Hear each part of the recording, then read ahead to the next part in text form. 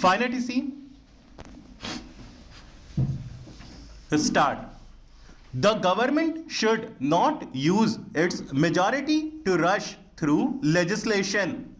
The 18-day winter session of Parliament that was adjourned since dying on December 21 marked a new law in India's parliamentary democracy as the ruling Bharatiya Janata Party refused to engage with the opposition, evaded executive accountability, and passed a battery of bills with far-reaching consequences for the country, while a majority of the opposition members remained suspended. In the final count, a total of 146 members of parliament from the opposition bloc were suspended, 46 of the Rajya Sabha and 100 of the Lok Sabha, as they clamored for a statement by Union Home Minister Amit Shah on a breach of security that involved protesters gaining entry into the chamber of the Lok Sabha on December 13. The rift lingers as leader of opposition in the Rajya Sabha, Mallikarjun Kharge, has returned to Vice President of India and Rajya Sabha Chairman Jagdeep Dhankad, terming the suspension of opposition MP as predetermined and pre-immediate by the government. The absence of any application of mind was evident. Mr. Kharge has returned, recalling that an MP who was not even present in the Lok Sabha was among those suspended. The chairs of both the houses could not ensure smooth conduct of the session.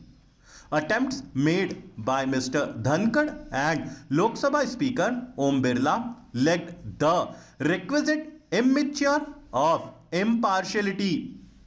It was in the absence of a majority of the opposition members that the government passed new laws that rewrite the criminal code of the country, regulation of telecommunication, and the appointment of the Election Commission of India.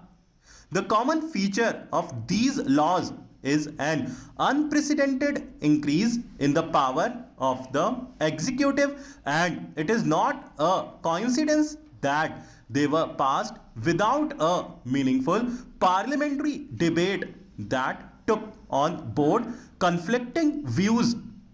The government refused even the opposition demand for a statement on the security breach in a show of that equates numerical majority with logical and moral infallibility. The government has blamed the opposition for bringing the suspensions upon itself, and this position has been echoed by the Speaker and the Chairman.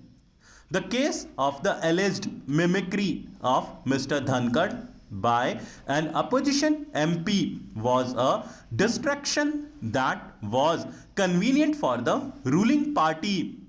Mr. Dhankad himself told the Rajya Sabha that the alleged mimicry was an insult to his community, a dismaying correction to be made by anyone, let alone a legal such as himself. It is another matter whether the opposition should have invested so much time and effort in asking for a debate on the security breach by a few misguided youths. The effect, if not the objective of it all, was to derail parliamentary functioning and obtain a free pass for the executive step.